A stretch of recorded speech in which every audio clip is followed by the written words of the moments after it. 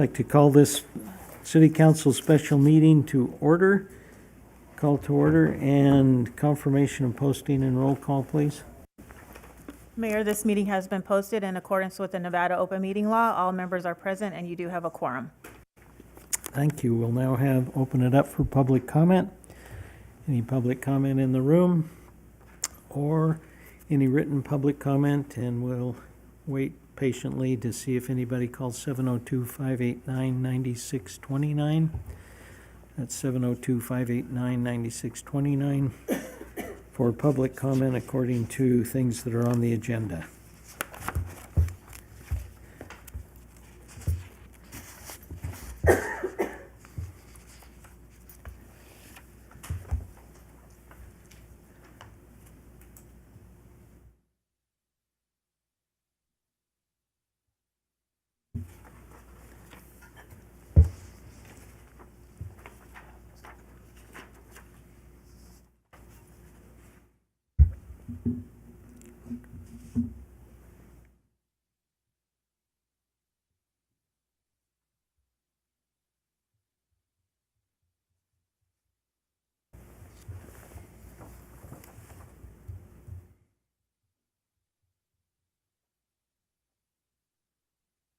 Hearing none. On the phone, we will go to, you do have? Public comment, please state your name. Judy DeShane. Go ahead. All right. I have a number of items on this particular agenda I have problems with. The City of Boulder City Employee Benefits Policy for employees with employment contracts. It's page 7. Public comment, please state your name. Judy, can you mute whatever's playing in the background, please? This is on this particular agenda. Okay, I hope that's better. Yes, thank you. All right. Under policy, there is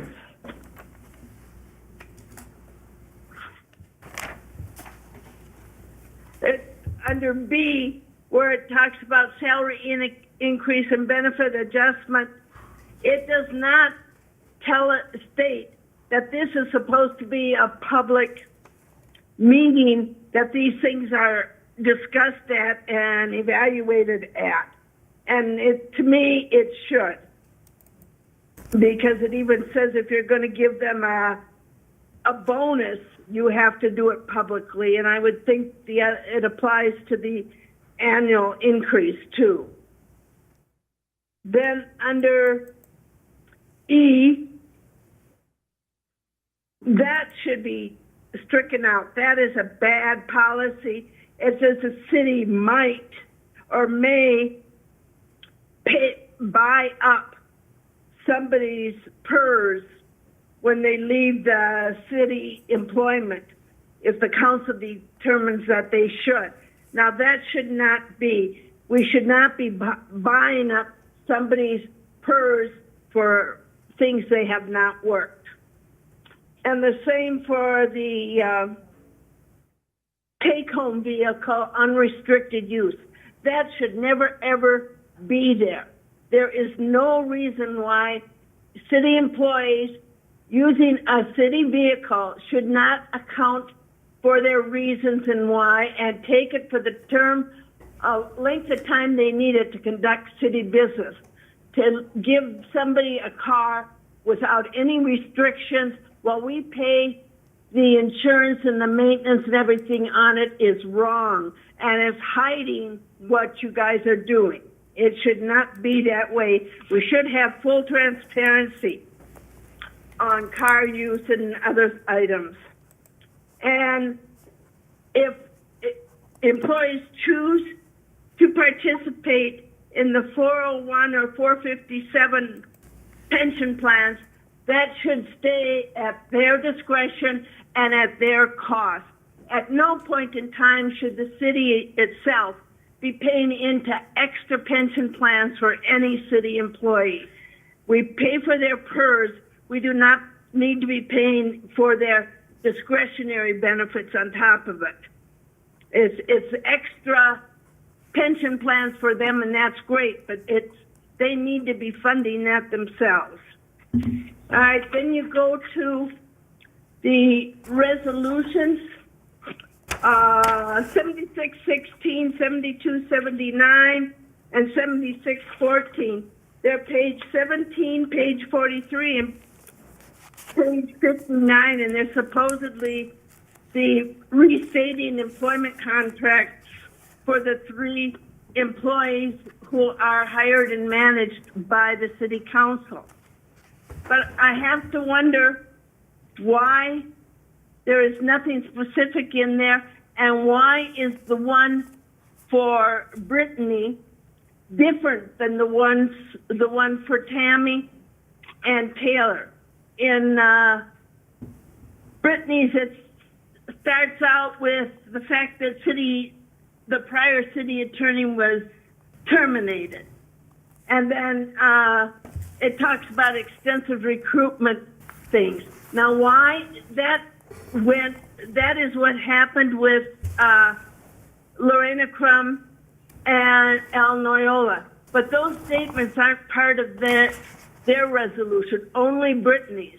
And why is the copy of Brittany's the old copy, while the other 2, they're new ones and have the new mayor's name on them, but not the Brittany's. Hers is a copy of the ones that were signed like a year or so ago. That it just seems like it's setting something that you guys have something going on in the background that those of us out here aren't aware of it, and it is really looking like it's a foul. You guys have determined to do something drastic to her employment and letting everybody else fly. I find that very, very upsetting, especially after the former mayor Woodbury took a shot at her because she was out on maternity leave in the paper back about 6 months ago. So I think we need to clean this stuff up, and before you pass this stuff, I think you need to get rid of the items that I mentioned at first from page 7 that are truly not wide open and transparent to the rest of us. And thank you. Thank you. Thank you. Anyone else on the phone? Thank you. We'll move on with the agenda then.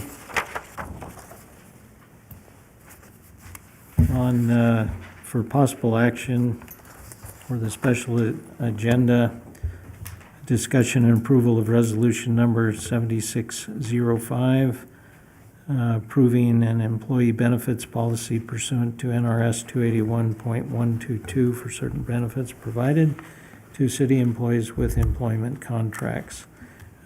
Those are the at-will employees or those that are appointed by the city council. So these provisions do not apply to the collective bargaining agreements. Discussion or thoughts?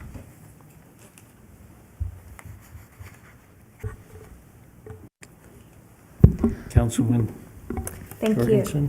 Thank you. Just some clarification for myself, if you wouldn't mind.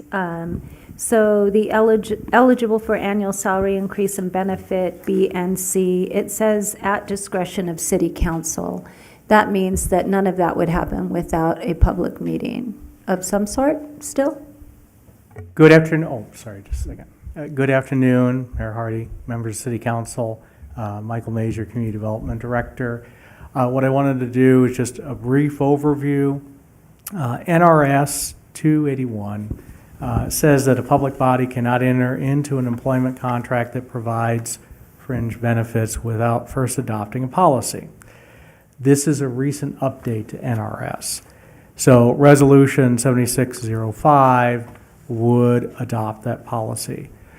Mark Ricciardi, Employment Legal Counsel for the city, has reviewed the policy and has additional changes which were provided at the dais and for the public, and can answer questions regarding the policy. Thank you. And Mayor, may we make a disclosure before this matter continues? Yes, we may. Thank you, Mayor. So, Brittany Walker, City Attorney, I want to disclose that I do have private and pecuniary interests in this item, item 2, and item 4 on the agenda that I need to disclose pursuant to NRS 281A. Thank you. Hi, I'm Tammy McKay, your city clerk. I would like to disclose pursuant to NRS 281A that I have a private and pecuniary interest in several items, and it may determine potential increases in my compensation and/or changes to my employment contract. Good afternoon, Mayor and Council. Taylor Tedder, your city manager. I would also like to disclose pursuant to NRS 281A that I have a private and pecuniary interest in this item, as well as item possibly 2 and 3, these items may determine potential increases in my compensation and/or changes in my employment contract. Thank you. Thank you. Along those same lines then, Michael Mays, you can say what position you're in and why you're doing it, and same with you, Mr. Mark Ricciardi, if you can do the same, and Stacy, if you can do the same, Ms. Brownfield. Yes, Michael Mays, Community Development Director, stepping in for the city manager during this special meeting. Mark Ricciardi of Fisher and Phillips. Sorry. Mark Ricciardi, Fisher and Phillips. We are outside employment law counsel for the city, and I'm sitting in on this meeting dealing with the employment contracts. Thank you. Stacy Brownfield, Deputy City Clerk, and I'm sitting in for City Clerk McKay. Thank you. Appreciate it. Any questions or concerns about those disclosures? And if not, any suggestions or observations regarding the policy itself, Resolution 7605? I believe there was an open question from Councilwoman Jorgensen. To give you a little bit of background, back in 2021, the legislature added a new section to the Nevada Revised Statutes, and it doesn't affect in any way the city's power to negotiate employment contracts, nor does it place any obligations or restrictions on what the city can negotiate in employment contracts, but it is more of a visibility statute. So basically what it is saying is if there's going to be perks, either fringe benefits or something like that, negotiated in city employment contracts that are in writing, there needs to be at least a policy that includes the menu of items that might be in those contracts. So this looks like a very inclusive list, and you are certainly not necessarily going to negotiate every single thing that's in here into a written employment contract, but should you wish to someday, it's kind of important we have the policy out there. And in terms of your other question, even though the policy says, yes, we may grant salary increases or bonuses, of course that would have to be done under the open meeting law with a resolution and full posting and all of that in advance. Thank you. Great, thank you. And then can you also clarify just a little bit for me, maybe, what unrestricted use entails as far as a vehicle with unrestricted use? That doesn't mean not unrecorded or undocumented use of that vehicle, right? That is correct. We see this at some larger governmental organizations where someone on the team of executives or managers is going to have things come up that's not necessarily going to be just related to the business day. So they are permitted to use a city vehicle, even for something as routine as commuting back to home or back again. And it is completely done with the proper insurance, and it's a perk, so that's why it's in here. And the way we account for the perk, and the public will see full transparency on this, is at the end of every year, the employee will present an accounting of how many miles were used for personal business. That's either commuting or some other personal use of the car. And those miles then will be translated into a certain amount of cents per mile, and that income will be added to the W-2. So in other words, for anyone who wants to know, in addition to the salary and any other benefits, use of a car that has a certain dollar value will be put on the W-2 form so that it's fully taxable and transparent. Great, thank you. I really appreciate that clarification. I also appreciate the clarification that this is a menu of options available to us once we solidify what we want as options to be able to offer for future contracts or contracts that are ongoing in the future. So thank you for that explanation. Appreciate it. Thank you. Other comments?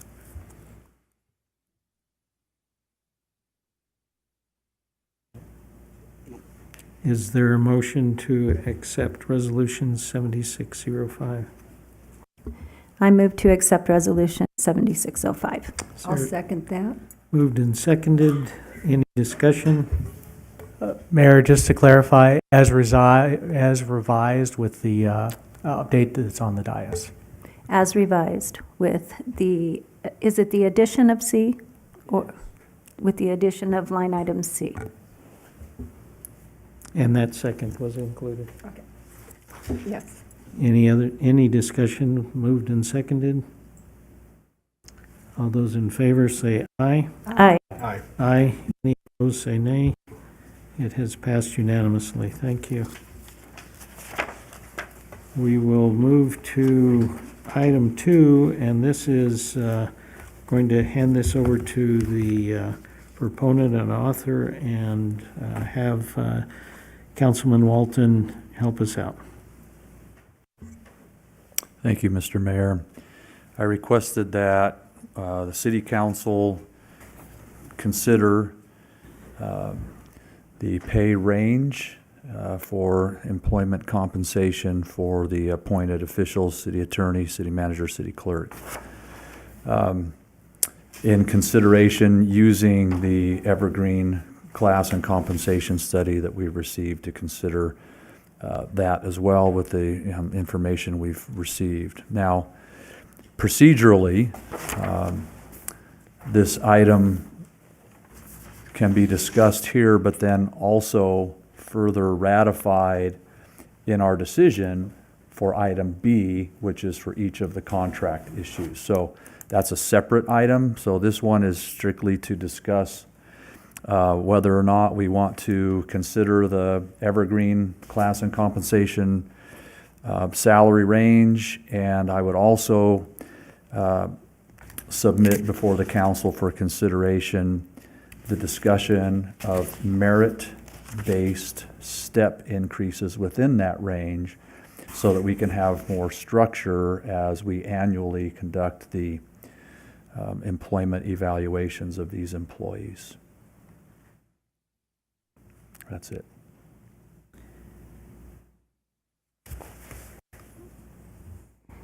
Questions? Go ahead, Councilwoman. Thank you, Councilman Walton. I appreciate this coming back before us to be able to discuss in an open forum in this way, because it's kind of nice to be able to take a look at, for those who don't know, the study that was done gave us comps and classification for most of our workforce, our appointed being just excluded at this time, but not without given pay ranges in there, in which they did include what they felt like was a minimum, a midpoint, and a high point as far as salary ranges go. And that gives us a basis in my mind's eye for at least where to start on the diving board when we're looking at experience, when we're looking at years put in, and it gives us a structure to go with. I know that they were included in our packets. I'm sure everyone saw the ranges for all of those. I myself would also like to discuss the possibility of possibly looking at those ranges, talking about steps and seeing how we get from point A, which is the low point, to point Z, if you wanted to say, which is the high point, and what happens in between there. So I'd love to have that discussion. Other input? Councilwoman I Brooks? too would like to have that discussion. I'm not sure about the step. I don't understand enough of it, and that may be the reason. Because if you have a step, then somebody's just going to step up, where maybe we would want to give them more than what that step up was because they've earned it. So that's where I would like to talk about it and have more information about it. So I think it would be great to be able to have a full discussion on this. This is a good time to have that discussion, Oh, we can do it right now? right now. Okay. Maybe Steve can explain the step to me, because that's the one, I'm for everything but the step. I don't understand that well enough. Okay.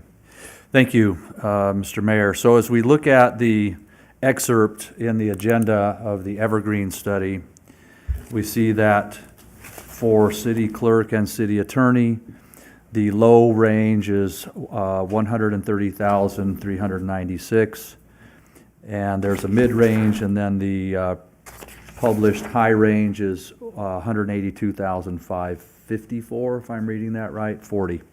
And the city manager is highlighted in that gray hue there, 143 and 880.77 to 201 433.08.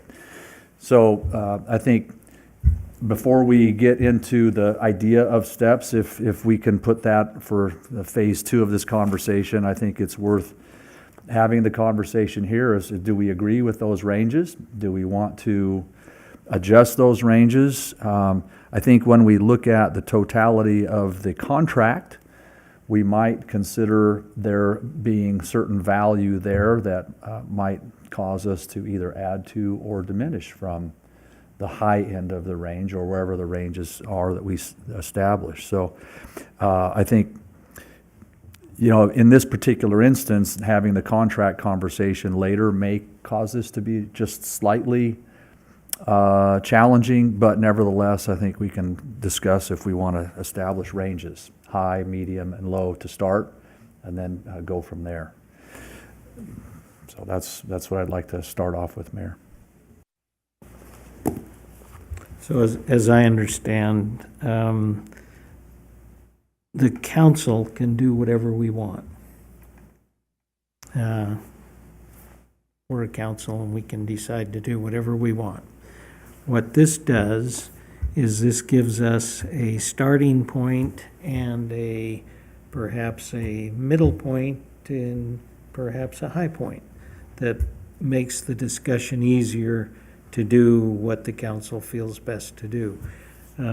So within the range, it's easy to decide, you know, if we went too far or we didn't go far enough according to what other people have done with a study of salaries and the concept of adjustments. So there, as I look at it, there are 3 ways that you can do salary adjustment. You can do a merit, and I'll just put cost of living with that. You can do a cost of living and merit combination. You can do a market-based, or you can do a strictly looking at the salary expectation of the performance, not necessarily the merit, but the performance of the person in that. Is that person doing a minimal job, a medium job, or an extraordinarily wonderful job? And so we have some kind of parameters that other people have done in order to be able to give us some credence for how we look at the salary adjustments of the appointed officials. And so it doesn't appear like we're either too low, too high on purpose. Because no matter what the salary adjustments are, the council still has the ability to decide what we want to do ourselves. Would that be a fair thing to say, Mr. Ricciardi?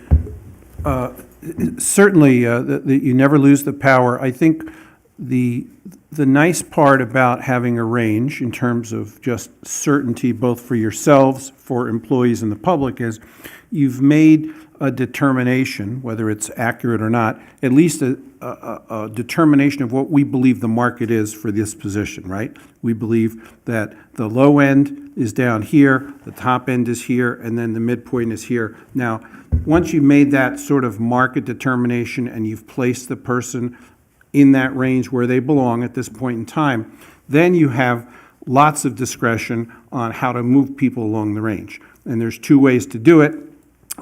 Councilman Walton made one suggestion, which is a step, which is a set movement based upon years, or a discretionary movement based upon performance. And I think you had before you a performance evaluation tool where you were rating people based on numbers. You could use that tool as an alternative to steps, or you could do the steps, but if you do some tool, that you could tie that to points along the range. I mean, it's such a wide variety of options, and you do have your creativity to use. But when you at least have a range, I think that sets up the expectation to the public and everyone looking that at least you've given some good thought to what this job ought to pay in the big picture. So I agree with you on that 100%. All right, thank you. Does that resonate with what the proponent of the? It does, yeah, which we can get into, if we want to have that conversation jointly with the numbers of the range, by all means, we can do that. I'm not opposed to any part of the conversation. It seems to me easy that we kind of pick off one at a time. The range might be a sticking point for us, so rather than muddying that water, I think I'm just suggesting that to keep it as clean as possible, to talk about what the range might be, and then how we act within that range would be an easy follow-up conversation. I'm good with the range and being competitive. Okay, thank you. I think one thing we see included in our packet was the Evergreen study, and it kind of looked at the cities or the different places that they compared us to. What I do like is many of them were in Nevada, which is nice, of a comparable size. I think I also like that they took cities that were within our, can we call us metropolitan area? Are just outside of us metropolitan area, which is nice because sometimes we compete directly with them. One nice thing about having an entry, a mid, and a leaving is you know where your job potential has to go, where you get to go. When I taught school, I know that it was very clear cut for me. Steps were a matter of fact. It was, do you have education? Do you have years? And that's how they decided at a school district level how to be able to advance you. We could determine here based on it, but I know that many jobs have STEP programs, including ones that we offer here in Boulder City. So it's not new to Boulder City. One thing that I do like about that idea is we still give cost of living. So cost of living is on top of that, and can be. And or we have this option. What we need to decide a little bit too is, do we want to pay at the high range for all of our positions? Do we want to pay at the middle range for all of our positions? Do we want to pay at the low range? How does it look for us in Boulder City? Where do we like to fit within that range? And then when we figure out where we want to fit within that range, how quickly or how would we like to accelerate beyond that point? And that's, I think, what steps do. Provide that. Councilman I think it's important to have the range in there for the fact that if somebody's looking to come to Boulder City, they're going to look at what does it cost to live here? What does it cost to live in Nevada? So it gives them some idea if they even want to apply for the position. So we don't get somebody applying and then finding out, okay, I can't really afford to live here with my circumstances at what that pay scale is. So I think it's an excellent idea to have that range. And I think pretty much you're going to look at what their qualifications are to really where you're going to start them. So I'm really, like I said, I'm really in favor of having ranges. Councilman Walton. Well, I'd like to submit for some further discussion then the idea that we consider accepting the ranges published by Evergreen as our low, medium, and high range, at least to start with. I agree with what's been said. We cannot ignore the fact that we live in a metropolitan area, and gas costs the same whether you live 30 miles to the north or live here in Boulder City. Homes here cost in many cases slightly more per square foot than you can get in other parts of the metropolitan area. Our community is funded by the C-tax, which is incorporated of the entire valley, and I think to remain competitive and for an applicant potentially to look at a job announcement and to see what the range is, we'll let them know if they want to be a candidate or not. And without that range, it would be very difficult to perhaps even recruit the best candidates for our community. So I'm in favor of accepting those ranges and would like to hear that discussion and perhaps even have a motion on the idea of it, Mayor. Are you ready to make the motion and then see if we have a second? Then, Mr. Mayor, I would make a motion as part of item 2, not the conclusion of it, that the city council accept, let me get my language right here, that we establish position ranges for the classifications as listed in the Evergreen study for the employees of Boulder City, for city clerk and city attorney as published in the excerpt, and for city manager as published in the excerpt. Is there a second? I'll second that. It's been moved and seconded. Is there discussion? I am personally comfortable with what Councilman Walton has proposed and seconded by Councilwoman Booth.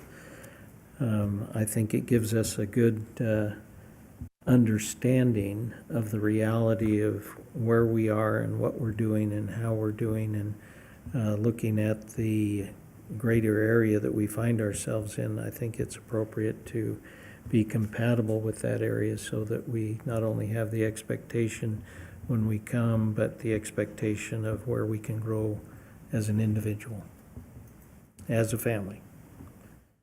So I would be in favor of the motion. Any other discussion?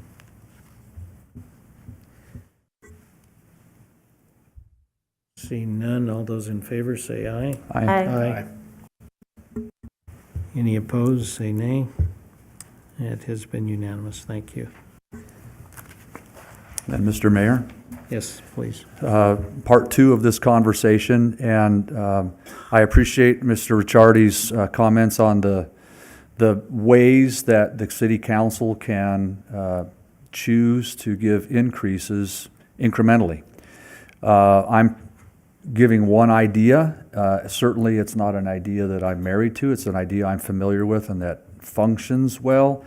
And most importantly, it provides structure for the city council in conversations in the future. I think it's good that we have structure so that we have purpose behind when we choose to give a merit increase, and that there's some definition applied to it. So the concept I'll present for conversation is establishing merit-based step increases. And as we have our annual review of the employees, we decide if their performance is satisfactory or not satisfactory. Now, when I say merit-based, if it's satisfactory performance during their review, then we can choose a set step within the range that we've already established. For example, I'll use Mr. Tedder as my example. His salary right now is in the range of, and I won't quote the exact number, $156,000 if that's a ballpark figure. And if we establish a number of steps from middle to high, and I'll just say 8 steps.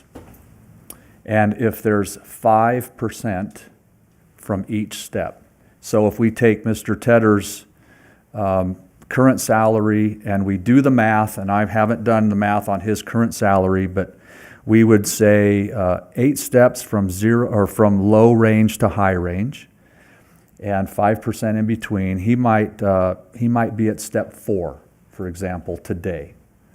When we do his review, we would say, yeah, satisfactory performance, let's move him to the next step in his range. And he would go up 5% in his salary at that time that the council determines his performance is satisfactory. So there's a time, if he happens to be at step 4, let's say, he will, based on performance, receive more step increases along the journey until he's at step 8, and that's the top of his range. That's totally separate from the cost of living increase. That's a separate conversation, and I believe there's a proposal in the contracts that we'll discuss later about how to get to the cost of living. This is strictly for the salary. So that's one proposal that I'll put on the table for discussion. I know that there's been in the past the potential to take the aggregate point number of their evaluation, if it's a 4.2 average or 4.6, and just say put a percent for each point, and that's the percent of increase they get every year until they top out within their range. So one would guarantee nearly 5%. The other would be at the discretion of the council based on their performance at each annual evaluation. Somewhere around 3 would, I can't imagine if we gave somebody less than a 3 that they would probably continue their employment. So at least 3, right? And maybe up to 5 if we give them perfect marks all across the board. So that's another one to compare and contrast to. So I'll put those out for the group to discuss, Mr. Mayor. Thank you. Appreciate that clarification. So if I can ask then, is the 5% from the bottom, or is the 5% from where they're at in a step of So 8 what we steps? could do if we took the bottom range and the top range and found the difference between that and divided it by 8, right? That would potentially give us a number that I think right now it's less than 5%. But if we choose to add and put a 5% on it, then we would take whichever step the employee is at right now. And I gave the example, and it's strictly just an example. I didn't do the math for any of their contracts, but Mr. Tedder, if at 156 and change, that puts him right near the mid-step. If we look at actually slightly under the mid-step. So he wouldn't even be at step 4, he would be at step 2 or 3, right? So we would say, okay, once we negotiate the contract later in this meeting, we've accepted the range, and we've accepted whatever steps if we're going to accept that. And Mr. Tedder, for example, you're at step 3 right now. So in your future, you'll go from 3 to 4, 4 to 5 with a 5% jump each time. That's how I would propose that those steps be used until they top out, and then they're at the top. And are you looking at an every year evaluation and having the evaluation be used for that step approach? That's what I would consider the merit-based increase, is that their performance is considered satisfactory or above, and therefore they deserve the merit of an increase. So I think I answered your question, sir. Okay, go ahead. Would you also take into consideration anywhere in there the employee benefits offered? Like that we just went through this new policy of things that we have the option to offer as benefits. Does that get included in the STEP program, or is that exclusive? Well, that's a great question, and that creates a challenge for the council. So we can decide today to look at just the wage and where they fit in the step, or we can say, well, we feel that your benefits are of such a value that we want to prohibit or inhibit your wage increase at this time until such time as you have another performance evaluation. So, when we look at, and I appreciate the wording that Mr. Ricciardi used in his comments when he provided us the contract drafts. This proposal is a business decision that the city council can choose to make if they choose to do that. So every benefit that we may see in the future in this meeting about the contracts is a business decision. So we can choose to accept or negotiate to a different level or turn down any of their requests for those benefits as we see fit and the way it fits into their salary. Mr. Mayor, may I address one issue? So I think using the STEP system works well in union contracts, and it could work well here, but you really want to think it through and some of the nuances. So if you have a range, which you now have by resolution, how people move through the range from bottom to top establishes how fast they're going to get there and when they'll hit the top.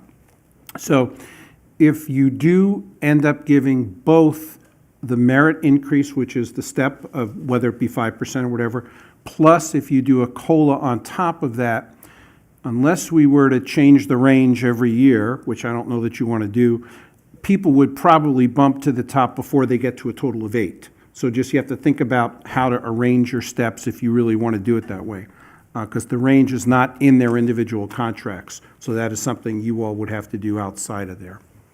I just wanted to be sure you're at least thinking about that for when you make those decisions. So if I'm going to do math for a moment, so if somebody is, I can do 10% easier than I can do 8 or 5, or so if I, this is where I'm coming from. If I look at prior hirees and where they were and who they were replaced by, and I think of the market that we're in, and I think of the service that I perceive versus some of the former appointees from even long ago. I think if I were a appointee, I would be interested in recognizing that if my performance review was as good as we've had, then I'm kind of curious how I would be looked at as less than. So it's kind of a reverse market-based approach, where we've hired and then we have hired, and for lack of a better word, we've saved money by getting a person or people who have actually given a benefit to the city, perhaps more and above what we had before. So is it fair to start them low, knowing that they have a product that they give us that's higher, and we had them have a trial period that was, I would call successful. So is it fair to say they had a trial period, but we're going to put them through the beginning steps as opposed to a 5th step or a 6th step? And when I look at the 10%, if I have a 10% and I say, okay, what am I going to give them in basis of what we had before in order to be able to be fair to the market that's in Las Vegas or somewhere else, that they could say, we like your person better than our person, and so we're going to take your person. And I would say, oh, we better hurry and give that person a raise so that they'll come back to our place still. I think the merit that we have at this point is meritable, and therefore I'm inclined to look at the market that we have right now, getting up to a market, and then imposing a merit base once we get them fairly marketed. Does that make any sense? Yeah, I do, Mr. Mayor. Thank you for adding that. I believe that conversation's going to happen, the market range, when we discuss their contracts in one of the subsequent items. Is that correct? So you're not saying this is all merit-based that we are going to vote on as much as these are the guidelines by which we would look at a merit-based Yes, sir. That's increase? right. Just the guidelines, yeah. The guidelines not negating the concept of the reality of the market. Exactly. And that conversation, I believe we're going to have in a little bit, and we can discuss the market range, where they fit in the market today, and settle on that, and then have a process going forward. Okay? Go ahead. Councilwoman. Did I understand you correctly? We don't have to come in at the bottom, is that correct? We can come in anywhere in there. I absolutely think it should be merit, and I don't think their benefits should be part of that, because everybody coming to a job expects benefits, especially at a city. So I think those should be separate. It could be a motivation to, when we're talking to them, what the benefits are. But I think the merit should be basically on their motivation, how they've done, and how we perceive them, and that they can look forward. If I do a fantastic job, I get a little bit more money in my account. So I think that merit, to me, just a clean merit raise on salary is what I'm inclined to go with.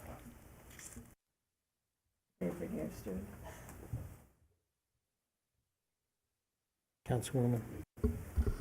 Again, I just think it's so important for us to be able to establish for, I mean, heaven forbid, could you all stay forever, you know? But if you can't, and if at some point I leave, you leave, you know, someone else, you leave, we've established ranges with which to be able to bring someone else in. And though there's an 8-step program here, maybe we get someone from somewhere that's had 20 years of city manager experience or something. Do we want to start them at 1?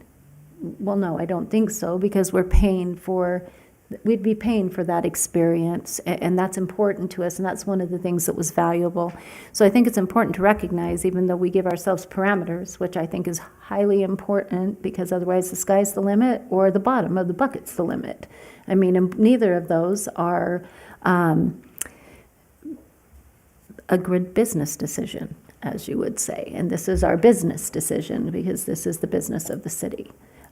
So I feel like this at least puts us in a place where we can make a decision that is best for both the city and those employed by the city in these positions, whether it be those that are here today, all of us sitting here today, or in the future. And these numbers change, we know. I said this the other day, my $10 burrito now costs $17. So there it is. Things change. And so what we establish today may not be the established rates in a couple of years when the time comes, and that's when you look at it, when the time comes. But for right now, the study said this gives us a parameter, and it's fair and it's equitable, and the steps just give us a place to start. Go ahead, Councilman Fox. So, could someone go from, say, step four to step 6, say if they're doing a fantastic job, and, oh, well, let's move you from going from 5 to step 6? Or do they have to go from 4, 5, 6, 7? If that's directed to me, Councilmember Fox, the council has the parameters. Okay. I would not say that this is restricting us from being able to find any step within the range. But at least we have a pattern to start with. So that's my response to your question. Thank you. Do you have another question? Because I'd like to make a point following up with Mr. Ricciardi's comment. on the cost of living, and I appreciate that, although we do want to address the two separate, merit and cost of living separate. The reality is, if we agree to a cost of living that's somewhere between 2 and 3% as a pattern, right, in our discussion a little bit later, then a step of 5% plus cost of living would equal an 7 to 8% wage increase, getting them closer to the top range. So I think he brought that point up to us for two reasons, and if I'm wrong, please interject, Mr. Ricciardi, that maybe we don't want to get there quite so fast. Maybe we want to, have a little bit more latitude, not using a guaranteed 5%, but say, well, we feel you need a little more seasoning.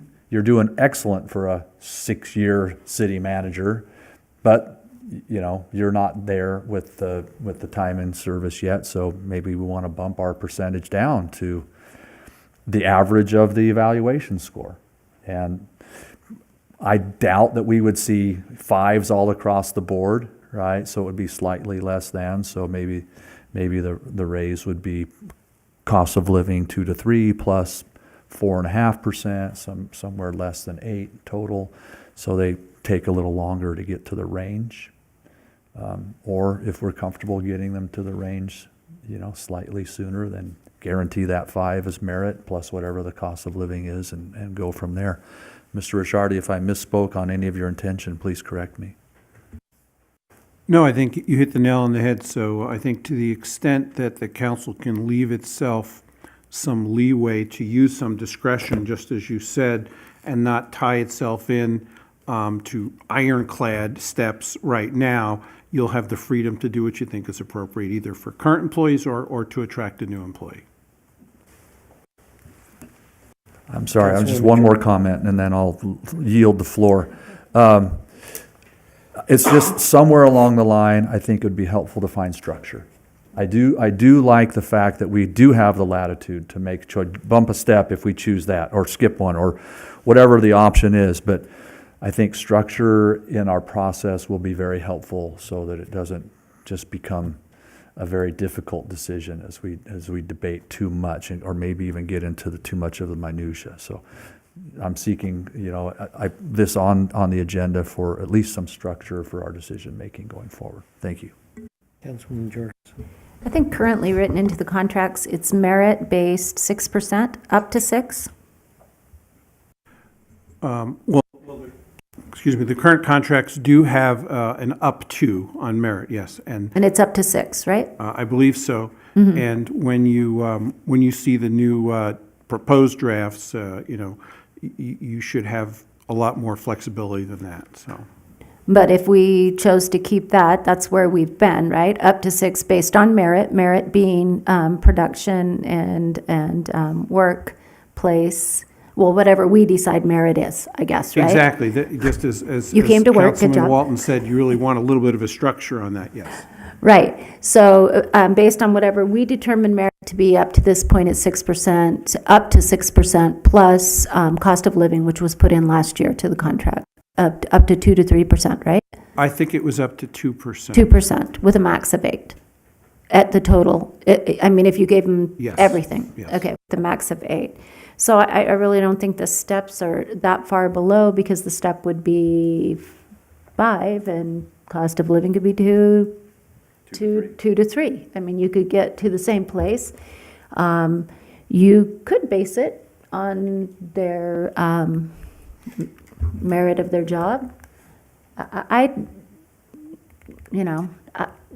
Yes, I want to evaluate them. Yes, I want them to be able to do well in their positions, and I believe that that's important. So steps would have some leeway in it, but that would be less probably than the merit, being able to say, well, I say 3% this year.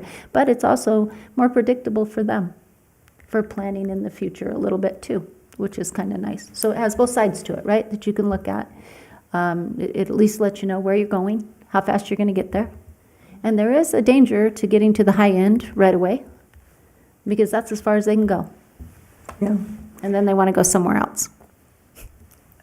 Councilwoman Booth? Instead of just giving them the cost of living, I think we talked about the CPI, giving them the CPI instead. For that cost of living, no? We haven't had that conversation. Yet. Although I anticipate we will have it Okay, on one of I the will agenda hold my- items upcoming. Question then. I was just going to say to get to the next agenda items, I think we'll be talking about where you want to place folks in this new range you just adopted, and then the issue of how to progress them beyond that with either steps or points or whatever. That is a decision that you will want to make. I don't think legally you need to make it today, so that's just for your timing of your discussions. So I'm hearing, yes, we would like flexible structure. From your lawyer, that is what you're hearing. Okay. That's kind of where I'm coming from, is where do we start and where do we go and at what rate do we go? And that, I think, the market will play an influence on not just where we start, but where we go, as well as let's pretend that there was inflation that was more than we've seen before. And then it would probably be outside of a step. So I get a little nervous of putting in structure to the point where we can't get out of it, but I don't hear that's what you're saying. And so I'm trying to put this into my head of where are we at with market right now on a given person, and where was the market when that person started, if it was recently, and where's the market right now, and where is the market going to be next week someplace elsewhere that will influence our trying to catch up with steps that when the smoke clears, the decision we're making today is not set in stone, because we're still the city council and we still can do whatever the city council wants to do. So I think having the structure to work from is the foundation that you're talking about, Councilman Walton, that we start on a foundation and then we build on the foundation so we know it's built right. If I can mix metaphors. So what I would anticipate in a motion is that we assess where we were when we hired, including where the salary was competitively before, where is it now, and then where do we think is fair to start the person now in a new level, and then have steps influence us as to where we end up after today. Well, I think you're going to establish where people belong in the range in the next several agenda items when you're setting their new salaries, definitely. And then how they will move through the range, I think you could do several different ways. You could just do that as part of your process between now and next year's evaluation, or you could put something in the contracts. What's been proposed in the contracts are some alternative ways to do cost of living, but still leaving merit to the council's discretion, which is where it is right now. Councilman Walton. Thank you, Mr. Mayor. I think perhaps the steps may be too binding for us, too much structure. And I think the concept might be worth considering of a percentage point for every point in the eval to start. And then if we feel that beyond the COLA that may be eligible during that time, we have the flexibility to add anything above and beyond the percentage point increase. You know, that's likely to be somewhere near 4%, maybe much higher, maybe a small bit lower, but certainly not very far off from that. And that might be just a good guideline for us to start, and that gives us the flexibility. I don't even know if that needs to be incorporated by motion, that's where the council would start. It feels like it might be a good place to give us some structure so that we at least start at a similar place for all of us on council. And then could go from there. I'll just put that out for discussion. Discussion? Well, I like the idea of range, and I think what Steve said was correct. I just want to throw something out there. What I like about the range is, let's say we had a recession and the city couldn't afford to give the step 3 or 4 that they actually deserved. And you would understand that maybe we would have to give them like 1% for that year. So I think the range is good with some discretion, because if something like that did happen, everybody could work together as a team to keep the city going. So I really like the range and what it means, where you have discretion with that range. Anyone else? Councilman?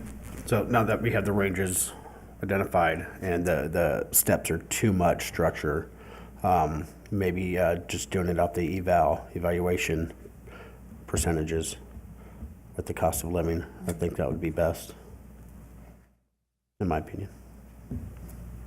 Make a motion. See what they have to say. What? No, we don't have. No, it was not. I'm sorry, the ranges were not a motion. They were just set for discussion. Got it, okay. Yeah. I'm sorry, the range was already decided on. I misheard you. I thought I was hearing steps rather than range. I'm sorry. But then we can establish, we don't have to vote on a step. We could. No, we can just end the conversation right here and move on. We don't have to have any resolution or any motion right now, right, Mr. Mayor? I will accept that non-motion. We had the conversation, and I think, we thought we wanted to continue with our flexibility. So Yes. at least we have the range. That's a good structure. I think, yeah, the weeds, it gets into, how much of this and how much of that. So I think we've had an open discussion about that. Just Councilwoman clarification, Wu. so we're going to come back at a point in time and clear all of this up, or we're done? Let me put it this way. We have set a range, and Okay. we haven't really come down on a step, but in our heads, we know that we need to do something sometime in the future. Okay, got it. Did I overstate that? No, you did a great job. Okay, so we've had a discussion, and thank you for all the discussion. We will now move to, unless there's objection, we'll move to the other part of the agenda. Now, on the agenda, things can be taken out of order, and which we will at this point. And we will go to number 5 on our special agenda, and then number 4, and then number 3. So we will consider matters pertaining to the employment agreement, salary adjustment of our city clerk, Tammy McKay, and the resolution is 7616, with amending and restating employment agreement with the city clerk. And we will have the city clerk, who's not acting as the city clerk at the moment, but state her case, and we're appreciative that you could do so. I just want to make sure that, Mr. Ricciardi, you don't want to go first on the agreement. Do you want me to state what my requested salary is?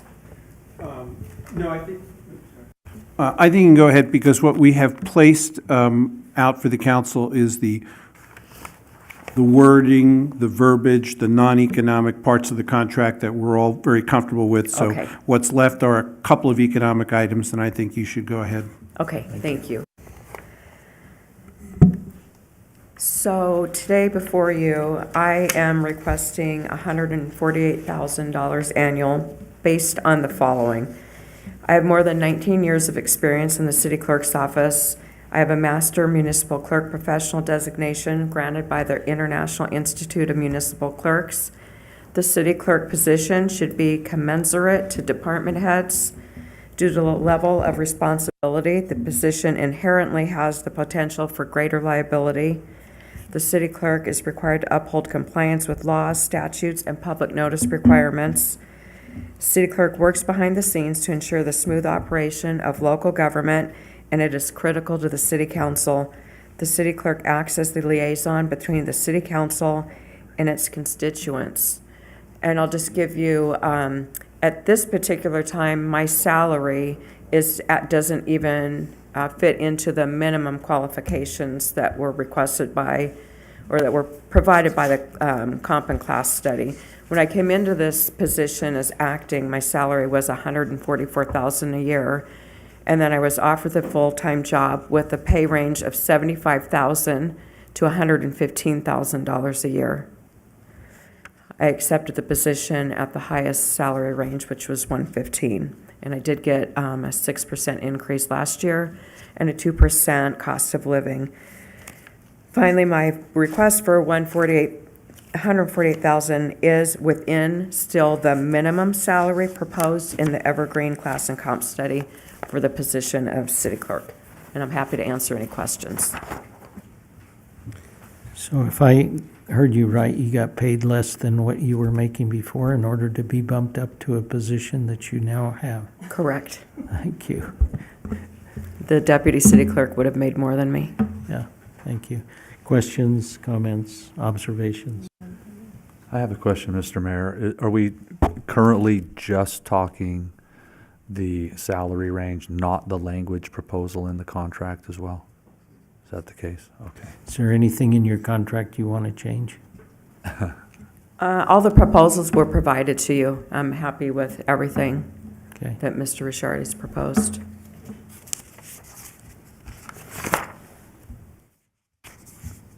So yes, we have a copy of the contract and with the XXXs. Is that right? And so the city clerk has requested a very clearly has outlined the appropriateness of her, what we would call ask. Any comments? Go ahead. Just in looking at the asks included in her contract, asking for COLA, cost of living,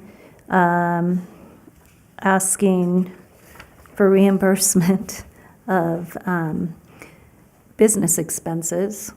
I mean, that makes sense to me if it's related to your job and it's business expenses incurred because of your employment. From 5 months to 6 months on severance pay.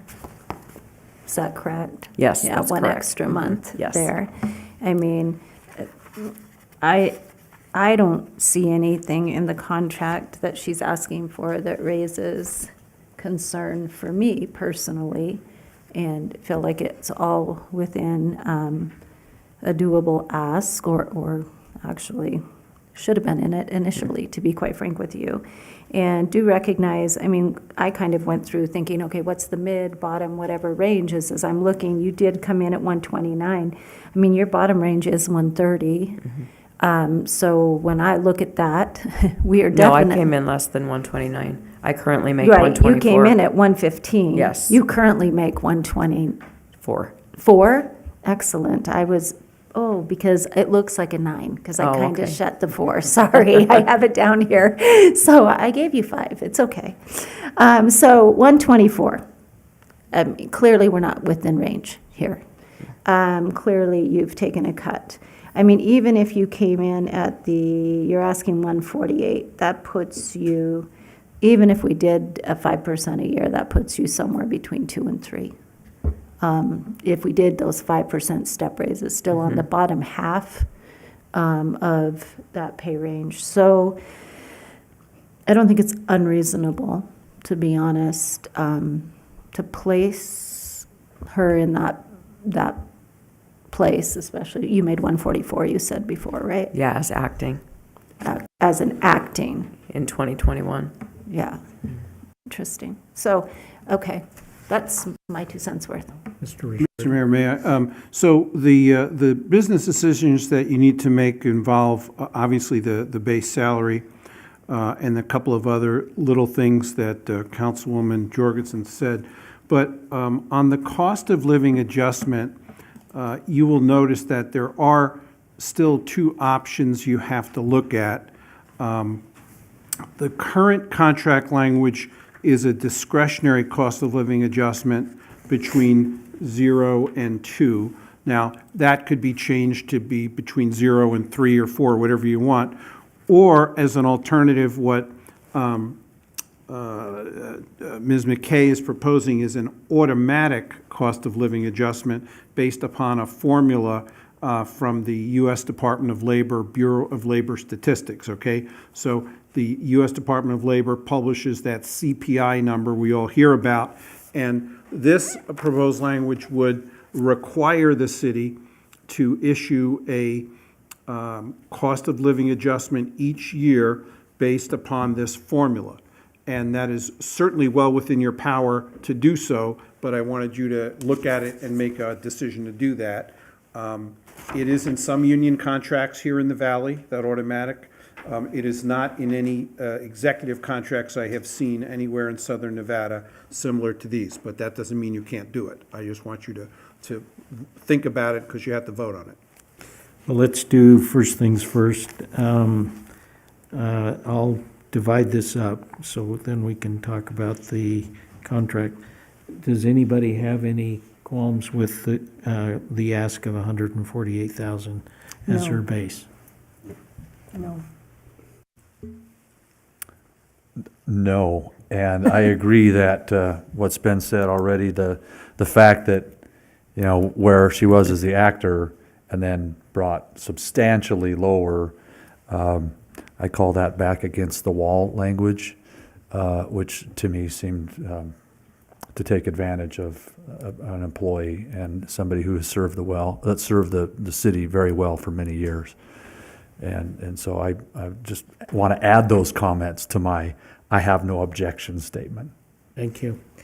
And now that we have had that discussion, to Mr. Ricciardi's point, Sorry. go ahead. I thought you were going to ask. Does anyone? I'm going to ask you how you feel about the cost of living. I just have a question for clarification on that. Do we know throughout the years what the high end of that percentage has ever ended up to be and the low end of that based on how the CPI? The long-time history of CPI in the United States and here in Southern Nevada is somewhere averaging between 2 and 3% over the long term. So we are in a very serious period now, and we have been in the past. But if you were to stretch it out over many, many years, and that is where the Federal Reserve Bank in its recent prognostications, they've said, oh, we're going to get inflation back down to 2%, don't worry. And I'm not sure whether I'm still worried or not, but that's what they've said. I'm from the government. Yes, Don't worry. exactly. I promise. So if the language was, is it the 0% that concerns you? If it was 2 to 3%, could you put that in with the cost of living between 2 and 3? Or You wanting to hear? My issue really was that it's discretionary, and the 3 appointed officials here today are the only employees of the city who are not afforded a cost of living increase annually. Even the municipal judge's position receives cost of living. So, Does it say discretionary? I'm just asking. I mean, I don't. What would you like? Or is it at will? I'm just asking, Well- Mr. Rishardi, is it discretionary? Is it There at are, its discretion? Can we, there are statutes where cost of living increase are required to be given. Here, the city has the discretion to change salaries however it wants, either based on merit, based on cost of living.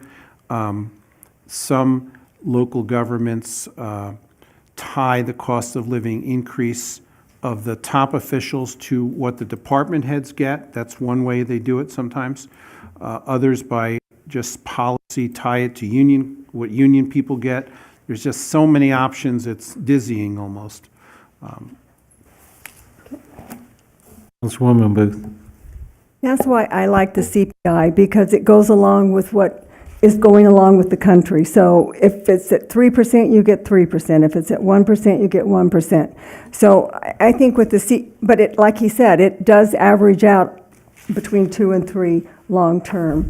So I think that is the easiest way to go with is the CPI. Is that a motion? Yeah. Is there a I can make second? that a motion. So the motion is to go along with CPI for cost of living increase automatically, Automatically, year by year. year by year. And is there a second? So, Mr. Mayor, if I could ask a point of order. Sure. This is at the totality of the contract language. So I'd like to ask for clarification if we take this item separately or if this is the part of the contract in total that we're discussing.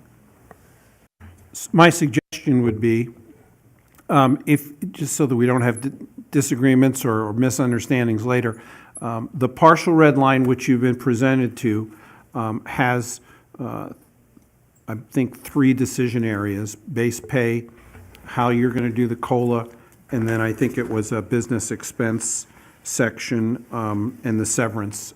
So I think you should vote on the entire contract so that there's no unclear issues. So you've already talked about the base pay, and now you're talking about the COLA. So once you talk about the last 2, your resolution can be to adopt the red line with the changes that you've discussed. there's also a 4 and a 5. So then I'll do it the same way. Is there a understanding that what Councilwoman Booth has suggested is consistent with what everyone else has thought?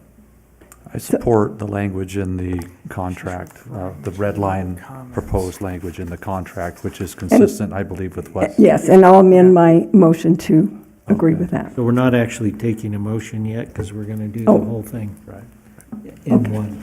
So we've agreed in principle to do what you're saying. Okay. And now is there anybody who has a problem with that? If not, we'll go to the business expense. And the business expense, thoughts on that? I think they're reimbursable if they're associated with her job.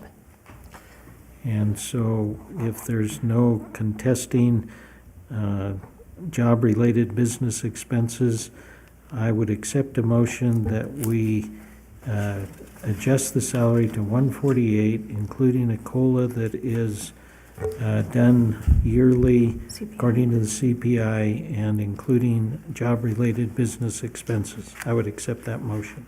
Mayor, a point of clarification.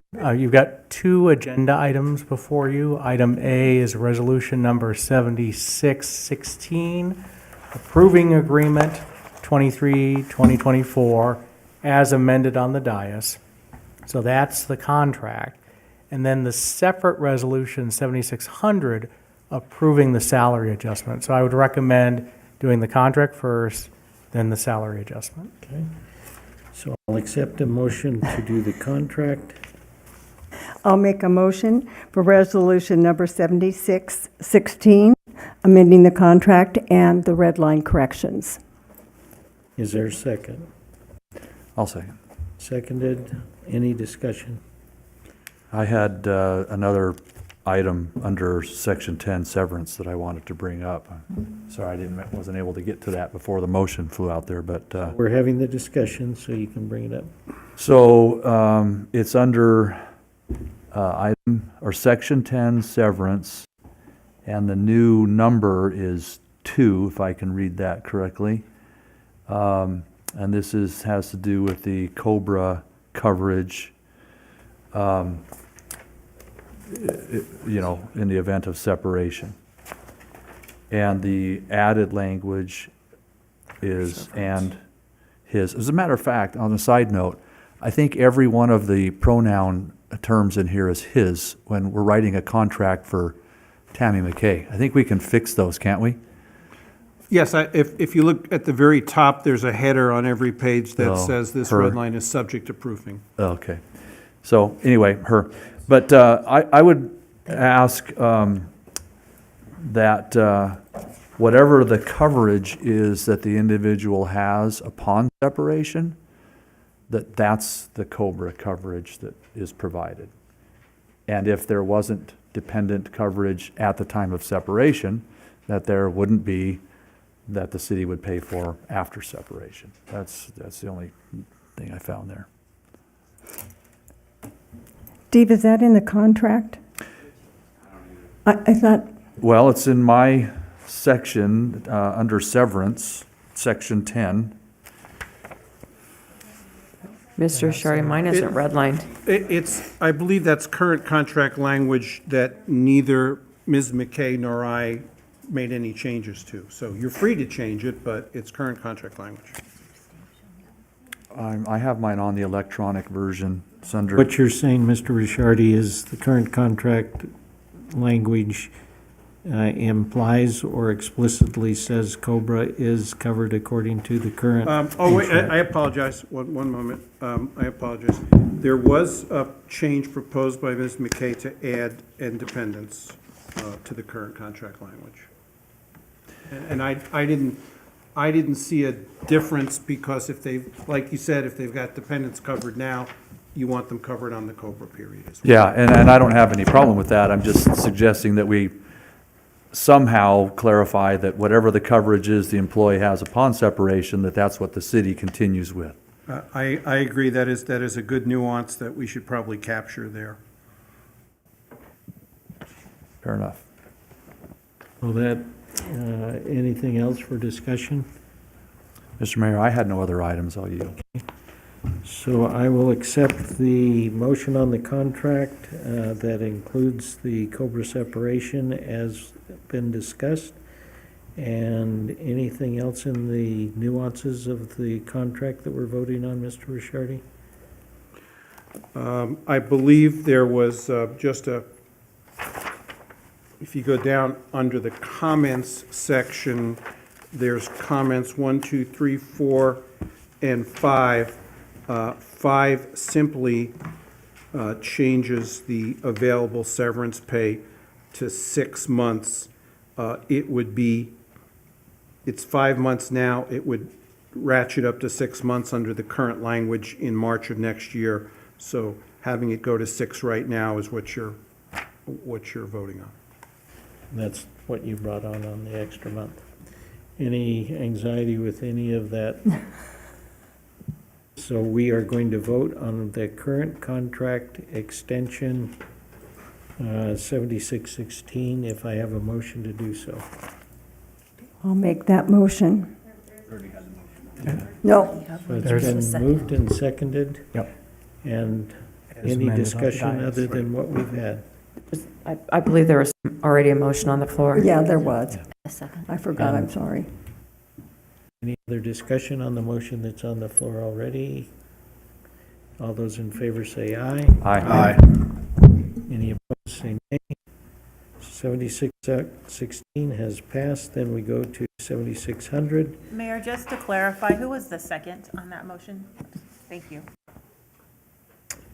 Go to 7600, which is the salary adjustment. Go ahead. Sorry, temperamental button. When we make this resolution, do we have to be specific to the salary adjustment, the amount? Yes, on your agenda is to set the base salary for this position. Right. Effective now. I just didn't, normally would say I move to approve resolution 7600. We'll just end with that usually, but do I need to be specific in my language to say to move her base salary to 148 annually? I would say the more specificity, the better here. Okay, thank you. Go ahead and make the motion. Okay, well, I moved past resolution number 7600 to move Ms. McKay's base salary to 148,000 annually. I'll second. Moved and seconded. Any discussion?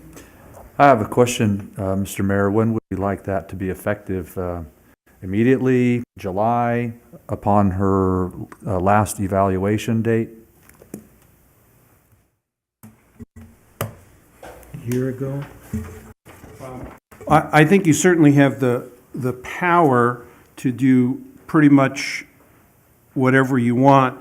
The way the contract is written that you just approved has the special meeting today, or the special agenda today, sets the annual base salary as of today. I mean, it doesn't really say effective date, but that's the way it's written. I'm not saying you can't do something different. If I can ask to amend it, that we make it effective her evaluation date, if our person that gave the motion's amenable to that. Yes. And the second? No.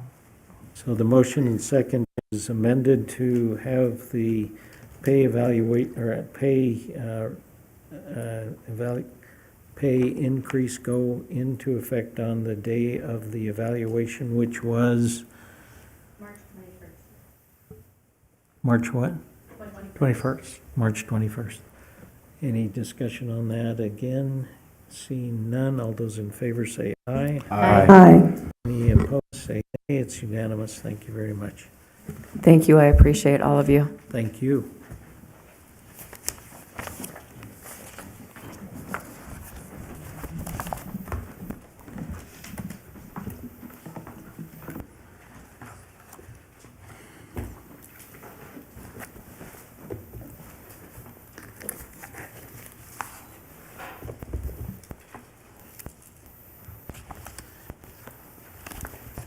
Go ahead, Madam City Attorney, who is not acting as the city attorney at this time.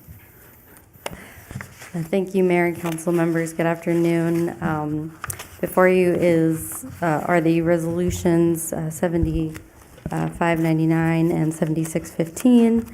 With regard to the employment agreement, the changes I'm requesting are similar to what was in Ms. McKay's contract. The cost of living, I'm also asking for severance at 6 months.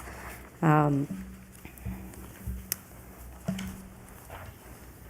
I believe those were the two major changes. In terms of salary, I am requesting 145, and I'm requesting this because I do believe it's competitive with the current market. It's still below the midpoint. I've served the city for the past 2.5 years, going on 3.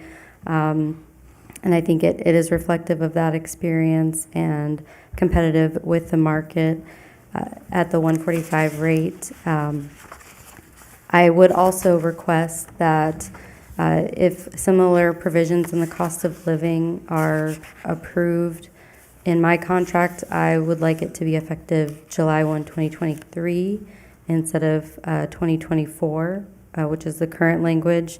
This would, if you approve the 145, that would bring me to between 147 and 149, which is similar to what a department head makes as well.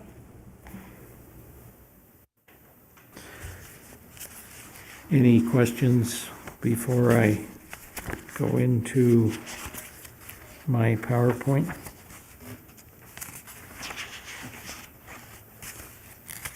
Okay. I was trying to figure this out, so I had to write it down. And with the help of people who have the ability to do things. I'll go to the next slide. I looked at the ranges according to Evergreen final report that we earlier today looked at the ranges, and 145 obviously is less than 156 significantly. And next slide. When we consider the minimum, midpoint, maximum, and compare the local market to the competition, and our merit of 6% and our cost of living of 2%, we start seeing very close to, in fact, a little more if we start adding up all the things, to actually a little more when I was doing the math of the 145. And I think one of the conceptions that we have, or people have of Boulder City, it's a small little city. And I think when we start looking at where we are now versus where we were 30 years ago or 40 years ago, we have a very complex little city that does far more than a normal 15,000 population city does. We have to look at our people as the reality of who we get, and it's compatible with our market and how we have to be with big cities, big counties, and expect our people to live up to that ability. So I start looking at the complexity of services and responsibilities and how we would have to replace with training, longevity, consistency, compatibility, and the fit. So if I have a city attorney, for instance, who lives on a street that is historic, and that attorney fits in the community and with the community and has relationships of internal and external of respect. From my other life, I would say something about, I'm the mayor of Boulder City, and they would say, oh, you have the best city attorney, she's so wonderful, she does so well, and et cetera. And I've had universal positive comments about, quote, our city attorney. And then we had our evaluation recently of our appointed officials, and it was fascinating because the myth that we have spent more money and using more outside attorneys than we have before was dispelled. And so we also look at the municipal codes that have become more consistent with each other. Next slide, please. And I look at Boulder City, and we're a big-time city. We have solar and airport, not that we have any challenges with those, but certainly some people think we do. And we have land mass, and we don't have gaming. And we each, as council members, have a person who helps us. And then I just made my own little list of the interactions that our city has with all of the players in the, not just the Las Vegas area, but Clark County and the state. And it's pretty remarkable how many places that we interface with those entities and the view that those entities have with us. Next slide, please. So I started doing the calculations, and it became kind of obvious that we were probably not paying our city attorney what our four-way test was when we should be doing more. And I wrote down, you know, if we did 145, it was a 6.8 raise, and if we did what the midpoint was, 148, and so, not, that wasn't the midpoint, sorry, but even 155,000 was less than the midpoint, which would have been a 12.9% raise. It's midpoint being 156,000. And then maximum was 182. And then we, I guess I'll ask our city attorney, how much did we save by the things that you've done already with hiring and not hiring outside and whatever? Do you have that number in the back of your pocket somewhere? I don't have that number in my back pocket, but I did negotiate for 200,000 in revenue with option payments. And then in negotiating our solar leases, also added a provision for monetizing battery storage at $2,500 a megawatt for 2 of the leases, which if they build 350 megawatt facilities is, I think, 800,000 or 900,000 a year. So there's potential for for revenue in those new leases that wasn't there before. So you paid for your salary a few times over? I'm leading. I'm not supposed to do that, I think. I'm not supposed to do leading questions, but this isn't a court, so I can do that, right? So are you trying to be modest? So I looked at the reality of the four-way test, that we had put up, and I thought, are we taking advantage of people that live in Boulder City because they live in Boulder City so they don't deserve a higher salary? Or is that our message? And I recognize that attorneys, they go everywhere all the time, and it's a very vulnerable position to be recruited from, and especially if you've had experience doing what you're doing with this world of energy, for instance. So I am a proponent of allowing the salary adjustment to take place as the city attorney has suggested, and I open that up for discussion. I have a question, Mr. Mayor. Go ahead. So, Ms. Walker, you came in at 125,000, Yes, and where are you at now on your salary? 135,000. Okay, and the ask is 145? That's right. Thank you. I'd like to clarify that if I can. Did you actually come in at 125, or did you come in temporarily at 184? I came in temporarily when I was acting at, it was 175. I asked to reduce it from 184 to 175 as acting, and then, so during my acting period, I did make 175 because it was based on what the prior city attorney made.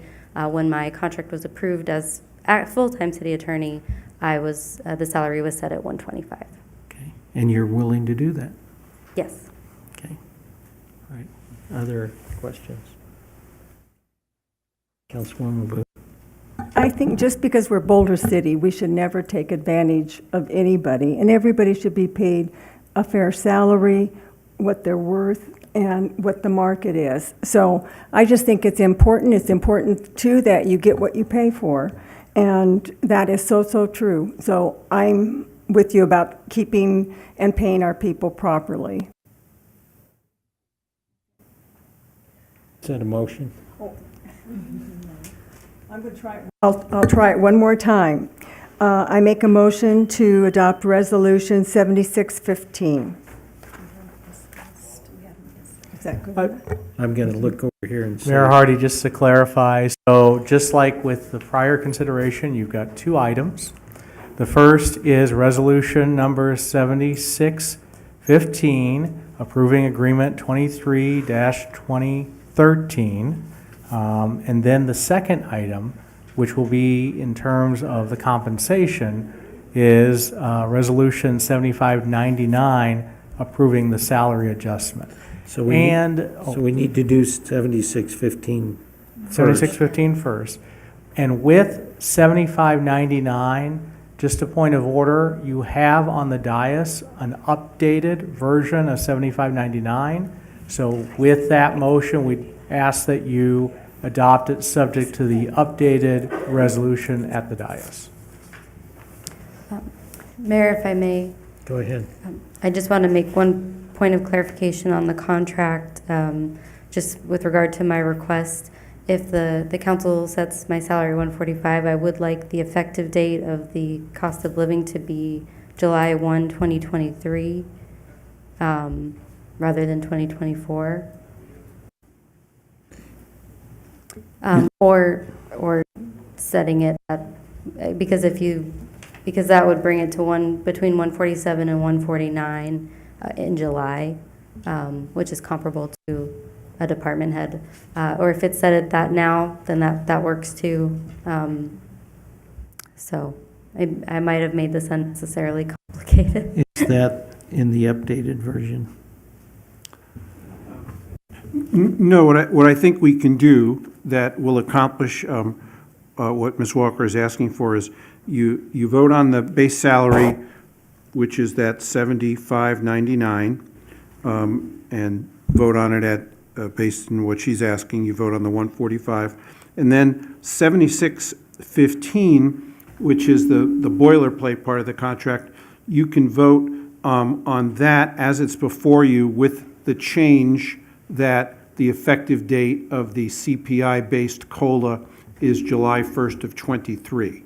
And we'll just make a note of that, so when we do the final version for signature, we'll change that. Okay. So I need to accept a motion to accept the agreement of 7615 according to the contract that has the CPI based starting at July 1st, 2023. Correct. Okay, I'll make the motion. Motion for resolution number 7615, and change the effective date to July 1st, 23, and the CPI, right? The effective date of the CPI changes. Effective date of the CPI change. Is there a second? I'll second. Seconded by Councilman Fox. Discussion. Councilman Jorgensen. Just making sure that we understand that when we do this, we're going through the contract changes again too, right? So that we're not just voting right now, we're on CPI, we're voting on the other changes that she placed in there. So with her CPI increase, her vacation buyback, changing her severance from 3 months to 6 months. And I believe that was, Those were the economic items, yes. yes, the economic items on top of it, just making sure that we understand that those are inclusive of what we're voting on right now. Correct. Appreciate it. Any other discussion? All those in favor say Yes, please, Mr. Mayor. Go I ahead. have a nuanced question, as Mr. Ricciardi points out. I brought up before. So under section 11, section 12, best efforts of employee and outside activities by employee. Gosh, it's hard. It's the paragraph directly above section 13, indemnification, where it talks about the city attorney can provide pro bono services for individuals, which is great. And as I understand, the practice of law encourages or maybe even requires as part of your licensure a certain amount of pro bono work, which I think is fantastic. But there's no language in here, and my question is, do we want to add any specific language that indicates that as our city attorney is acting and for those pro bono services, which I think we should approve, that she is acting wholly and completely in her private capacity and not as a representative of the city?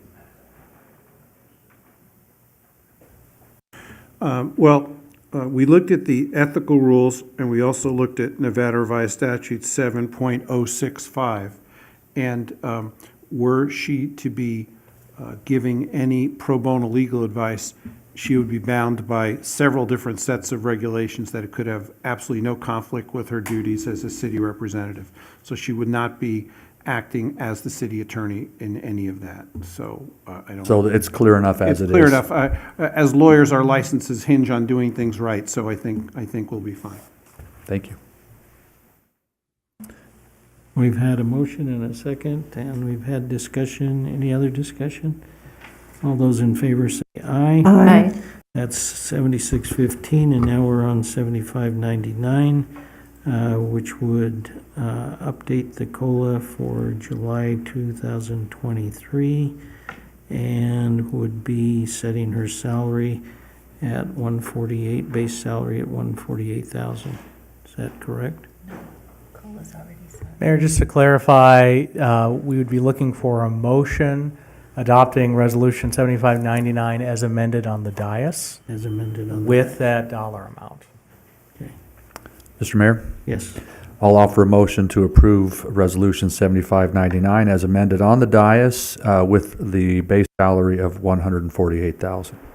Any discussion? Put any 145. second? One- yeah, 145. 145, I'm sorry, thank you. I'll second that. 145. And is there a second? I seconded. Okay, any discussion? Go ahead. Do we need to say in there, starting 321, the Thank you for that. I amend my motion to be effective her last evaluation date. Is there a second? I still second. Okay. Any other discussion? All those in favor say aye. Aye. Aye. Any opposed say nay. It's been unanimous. Thank you. Thank you. And okay, we will now move to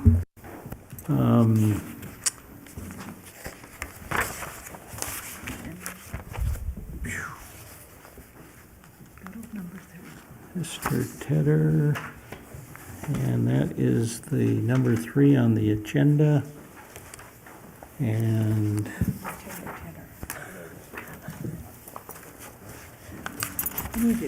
okay, Mr. Tedder. Good afternoon, Mayor and council members. Taylor Tedder, your city manager.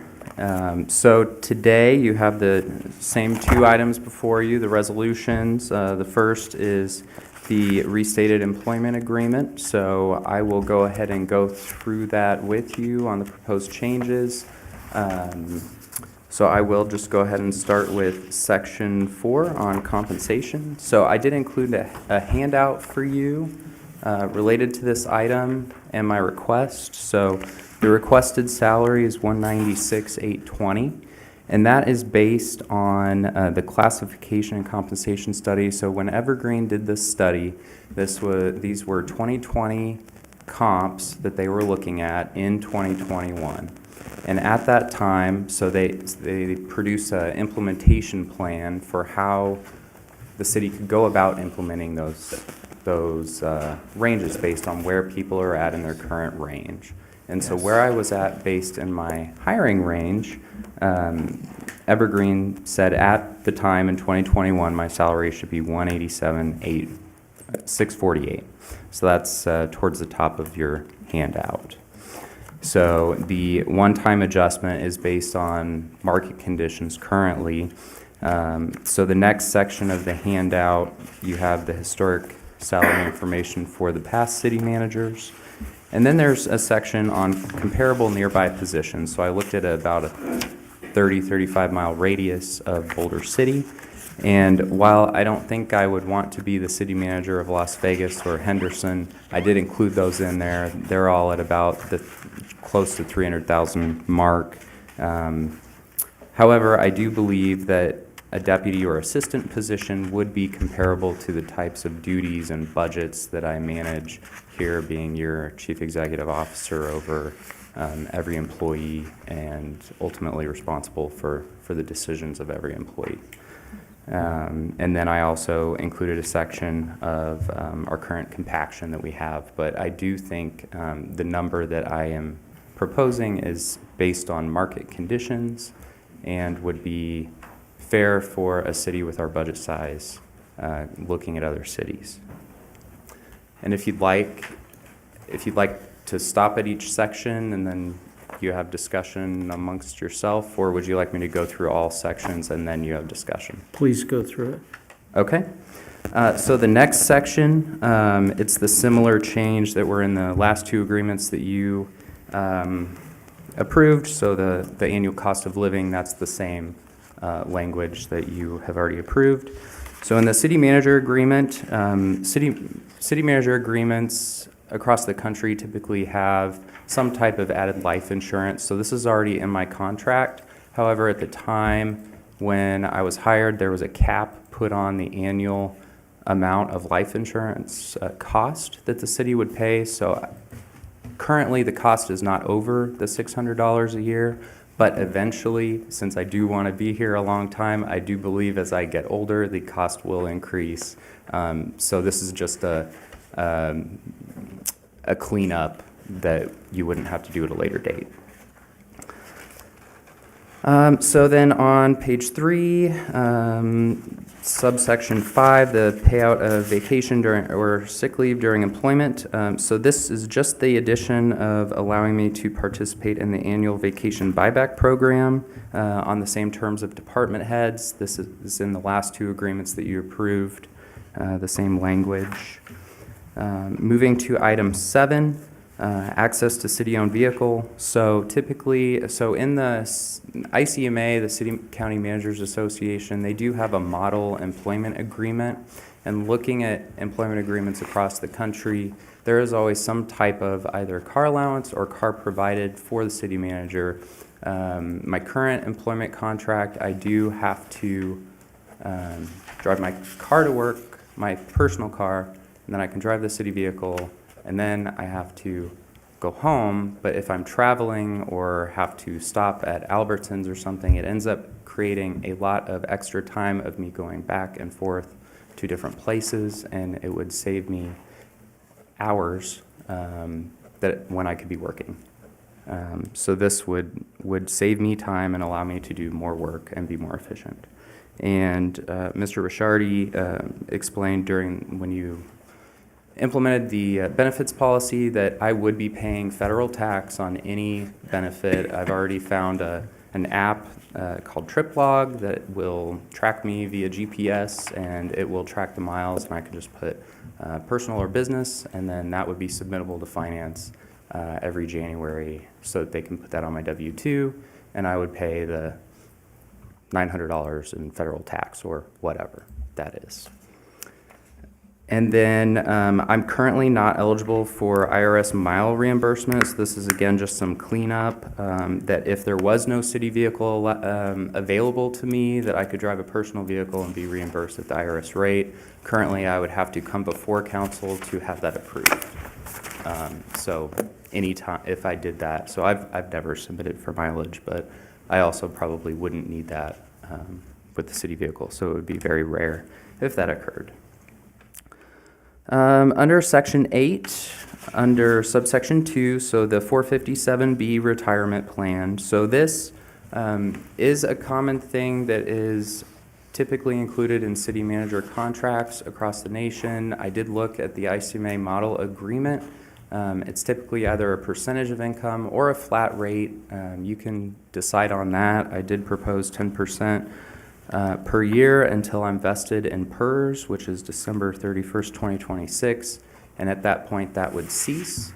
So that would just ensure that I do have a retirement benefit that I could fall back on if I did not vest in PERS. And then Section 11, severance. So my current contract is a little different from the other 2 contracts. Currently, my contract did provide for 3 months up to 6 months, so it added a month every year. So right now I'm at, I believe, close to 5 months severance, and I also have 9 months of COBRA coverage. So I was proposing 12 months for both. Typically, the City Managers Association does recommend between 6 and 12 months. 12 months for communities that have had trivial track record, and 6 months for those with, where they have 20-year city managers. And then that looks like that's everything. So I am here to answer your questions. I absolutely enjoy being your city manager, and it's a great place to be. Questions, comments, observations? I have a quick question, Mr. Mayor, to start off with. Mr. Tedder, could you please remind us the salary that you started at when your contract was? Yes, I started new? at 145. 145, thanks.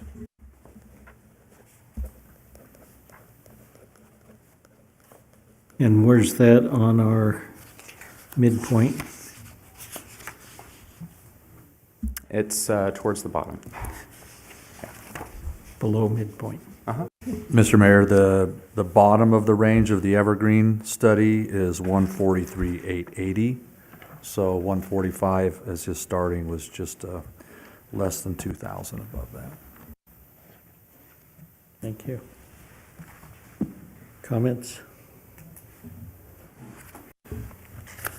I just need a minute to digest some of this before I have questions, if we can have a moment.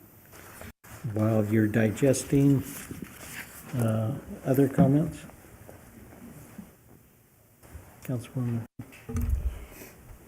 When we're giving the other employees 6 months, I'm just wondering the fairness in 6 months for them versus 6 months 12 months for our city manager. So I'm just thinking maybe that should be 6 months.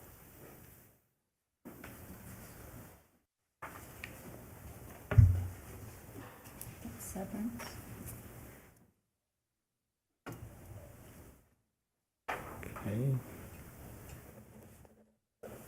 Again, this is two motions that we're doing. And Councilwoman, could I ask, would that be, so I currently have 9 months for the COBRA coverage.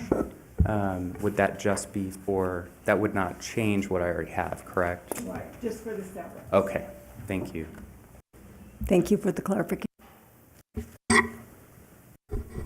So just to make sure, for a clarification for me, if we're looking at the Section 457 deferred compensation plan, and we do 10% of what you're asking at 196, that puts us in at about an extra 19,000 a year.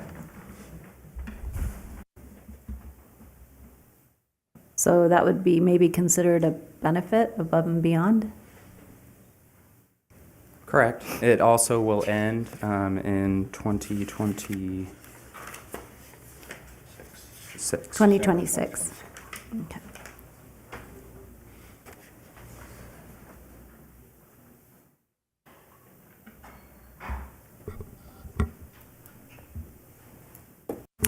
Mr. Mayor? Go ahead. I'll just make some observations for some consideration for the group. As far as the language of the proposals on the contract, I do agree that the 457 participation is certainly worth considering. It's a cost to the city, and it might not be considered actual salary to the employee, but it's certainly a direct benefit that's retrievable down the line. So I think that's worth considering. But any of the other language I'm not opposed to, so if I can just skip to some comments about the salary range, if that's all right. Sure. So his initial contract was entered into August 9, 2021. So we're not quite to 2 full years yet of that. Starting at 145, which I think we all agree was, just based on the numbers, very near the bottom of the Evergreen study. The middle of the Evergreen study is 172. Mr. Tedder is now at 156, so an $11,000 increase in wage over, what's that, about 19 months or so. Clearly, he's received good evaluations and is performing to an excellent capacity, honestly. But I think there's consideration in just time in grade, time with the city, time served. And I think somebody coming in, and this is in no way, Mr. Tedder, to diminish your quick adaptation to outstanding service to the city. So please don't take any of my comments that way. They're meant for consideration for the council. Yeah, we might hire somebody who's been a city manager and gone through the fire of time and grade at a higher point, potentially. So we have Mr. Tedder, who's a quick study, who's doing outstanding work, who is even currently lower than the mid-range of the Evergreen study. The mid-range would be slightly under a $20,000 increase from where he is currently, and slightly under a $30,000 increase from where he started in August of '21. And those are decent increases for the time that he's been with us. So I think that's worth considering for the council as well.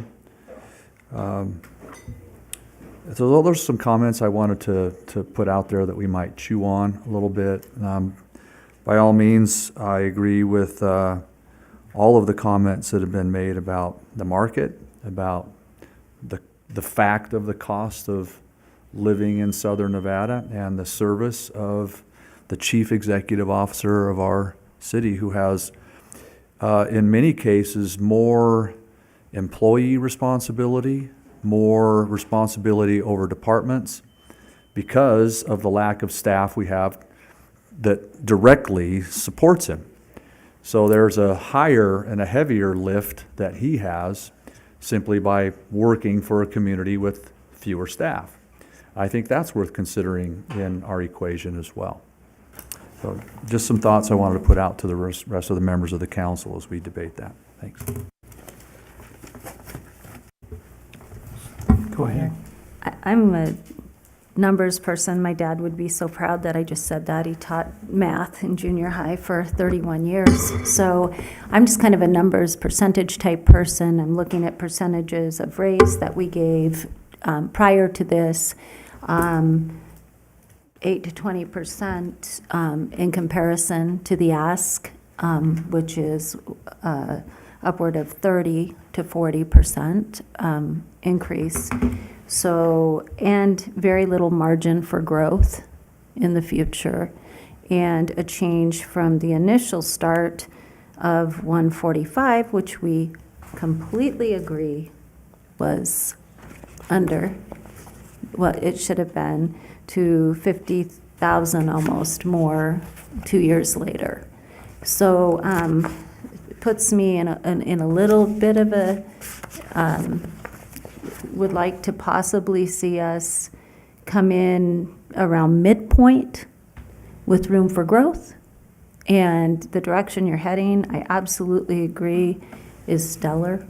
It's 100% exactly where we need you to be, but it allows you to grow. And in the future, with or without the steps, we could have this discussion again, right? So I don't know. That's what I kind of see. And even at midpoint, that's a 20% almost raise. 16. 10%, I'm sorry, from 156 to 172 is 10%. Oh, you're going 172. Okay, I was thinking 180-ish, but okay. Okay. Go ahead. I just want to say, since I was here a short time and didn't get to work with everybody, I went to and pulled the city of Las Vegas and the city of Henderson, what their requirements were for each position that I was looking at to kind of find out, do our people even have the qualifications to put in an application in another area? And in the city of Las Vegas, Mr. Tedder has all of the qualifications, even the ones that are not required, but would be preferred. So my thought is, you should pay somebody at the top of the scale when they're doing a good job. And because we don't want them going on to Henderson, Las Vegas, or to another area when the opportunity comes up. I think it's easier to keep them in this position if we're paying them what they should be paid and what they deserve. So that's my position. I don't think it's too much to ask if you look at what they're paying in Las Vegas and Henderson. And he still has the same amount of work because he doesn't have the staff that Las Vegas has or Henderson has. So for me, I don't think it's too much. I think it would be rewarding him to stay here and be motivated to stay with us. Thank you. Other comments? Councilman Fox? Yeah, I would feel more comfortable going more than the midpoint, closer to the higher 170 range, somewhere in there. That way it does leave them room to grow. As much as I would love to put you at what you're asking for, I just I can't justify it. But giving you, halfway there, I think that's something I can feel good about. Mr. Mayor? Go ahead. So with the, using 172 as the mid-range as published by the Evergreen study. So at 156.6 that he's currently at, right, Mr. Tedder? Correct. Okay. So moving to 172,656 is a $16,000 increase. That's a 10%, roughly a 10% bump to the straight mid-range from where he's at now. If we take the middle point between the Evergreen midpoint and the Evergreen high point, shooting at the middle of that would be 187 and 44. That's a 19% increase, $30,000 higher than where he's at now, essentially. So I think it helps to consider the percentages. If we move them straight to midpoint right now, it'd be 10% bump. If we moved him between Evergreen, middle, and high, that would be almost a 20%, 19% jump. If we moved him from 156 to 196, 820, that would be a 25% increase. Does that match your math? Yeah. Okay. Uh-huh. So I think that helps as we consider that, 10, 20, or 25%, or somewhere in the middle. I agree with, as stated already, that the next 3.5 years to December of 2026, if we agree upon the 10% contribution to the 457, that's an additional 10% of a cost for the position. We could either take that as a benefit, which is a benefit that's recognized throughout the country for a position of this nature, as a business decision to draw in the person and get them to stay, although he's giving a sunset on it, so that 10% increase would go away in 3.5 years, so he'd actually take essentially a benefit cut, right? So we could consider that later down the road if we choose to. Or consider that as part of the total package we look at in addition to salary right now if we choose to, or like I said, just leave it as a benefit for that position. So those are the percentages. To the mid-range is 10%, to in between middle and high is 19%, that's 187,044, or his ask, which is 25%, a $40,000 increase. What is 15%? It's actually 23,400, or 23,400. It puts them up to 179,400. Which is what you were talking about, high 70? Yeah. And I did the math on the city clerk's change because I've always kind of looked at the difference between where all three of us are at. It was 8% plus a 10% adjustment, so it was about 18%, which would come out to about 186. Can you clarify that? If it was the same increase on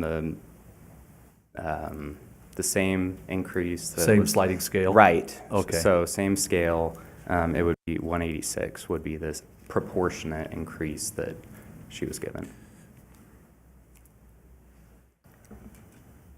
So that, math-wise, is really close to the middle of the mid-range and the high range. Right. And then in July, since salaries are reduced 2% for PERS, then my salary would be 182 if you gave 186. Okay, thank you for making that statement. I think you might need to clarify that statement for the entire. So the City of Boulder City is enrolled as a in lieu of pay increase provider under PERS. So whenever there is an increase, the city and the employees split the increase. So this year, the employees' increase is approximately 2%. So it's a salary reduction across the board. So that's why in July, when salary increases are given, employees don't really see money taken away, but their increase is just reduced.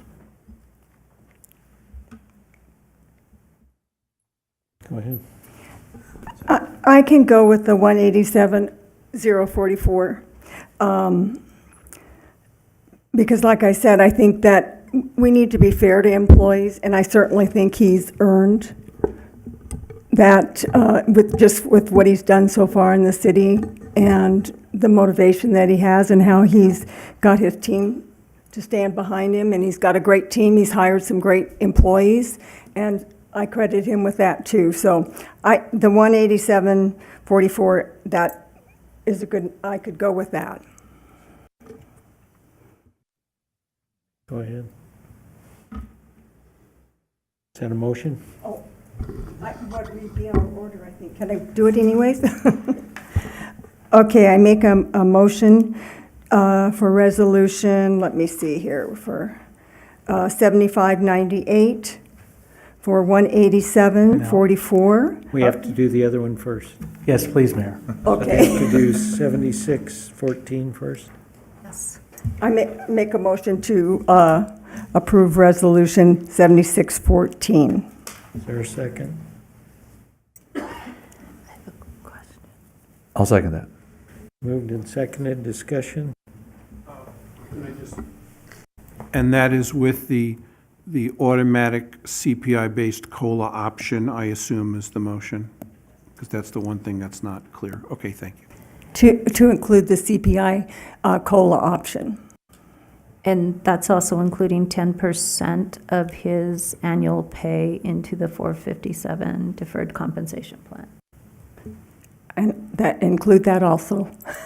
Well, what you have in front of you is the red line, and that's included there, the increase in severance to 12 months and the automobile use.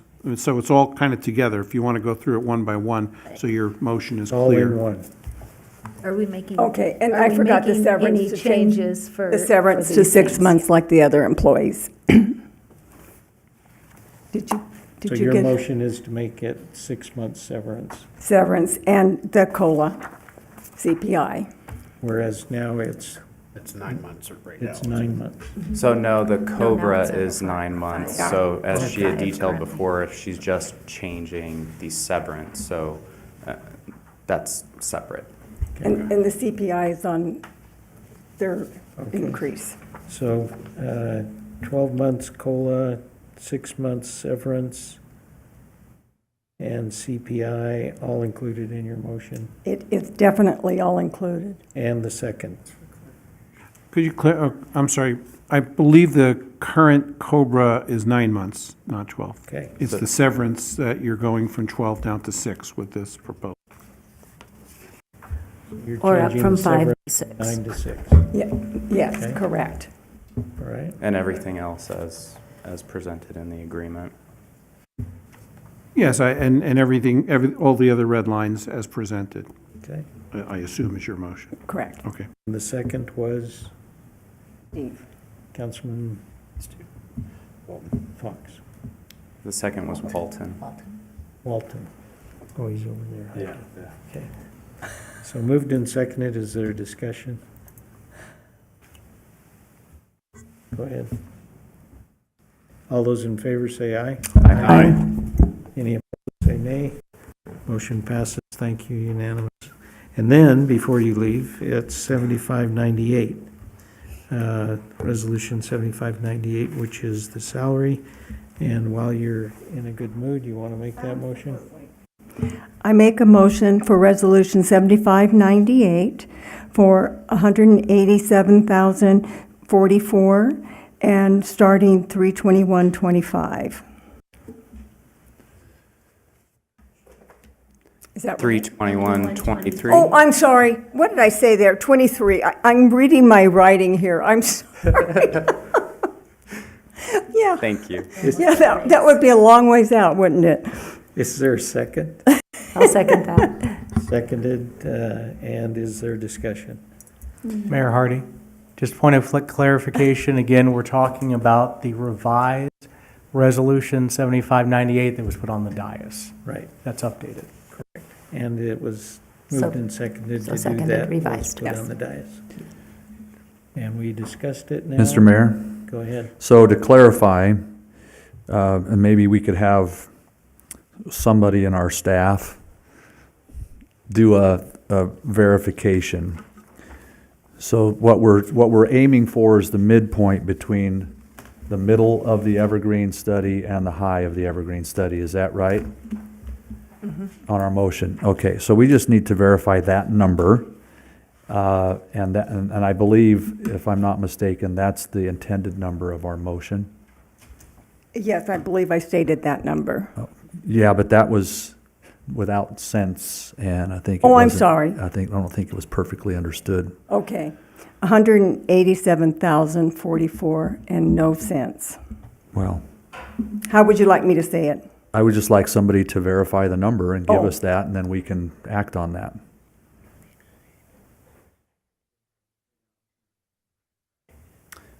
It's $187,045 and no cents. Thank you. Okay, I'll amend my motion to 187.45 and no cents. And seconded. I had seconded it, but what did you amend it to? I'm sorry, I missed that. 187.45 and no cents. And no sense, thank you. Yep, I second. Starting 3/21/23. Okay, I second that. And any other discussion or clarification? Seeing none, all those in favor say aye. Aye. Any opposed, say nay. Motion passes. Thank you. Thank you so much. I really appreciate it. So that brings us to public comment for the special agenda. Any that would like to bring public a comment for our council special agenda, and call in at 702-589-9629, or is there anything written or online yet? There were no written public comments. Thank you.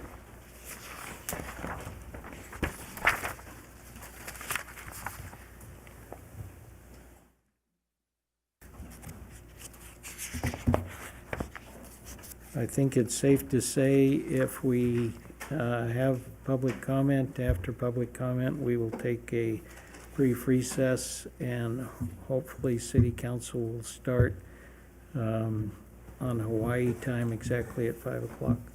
Mayor Hardy, just to clarify, we would be starting the RDA meeting RDA. first, Okay, and then the regular council meeting. all right. So seeing no, okay, Hi, this is public comment. Please state your name and go ahead. Judy DeShane. Go ahead. All right. Well, I understand and I do agree all of three of the employees have at this point been doing a great job for Boulder City. I still, I don't think there's any way we can deny there's going to be a recession that seems to be quite apparent.